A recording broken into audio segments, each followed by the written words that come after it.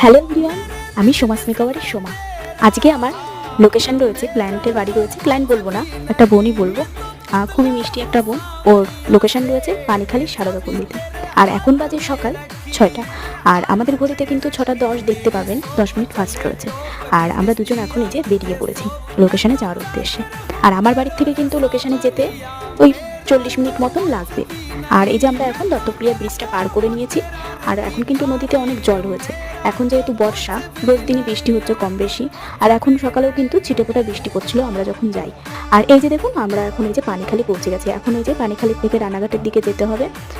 5 minute মতো লেগেছে পানিখালির থেকে সারদাপল্লিতে আসতে। আর আমার এই যে ক্লায়েন্ট, যে বুনুটা, ওদের বাড়িতে যাওয়ার পথে দেখুন রাস্তার কি অবস্থা হয়েছে বৃষ্টি বর্ষায়। প্রচণ্ড কাদা।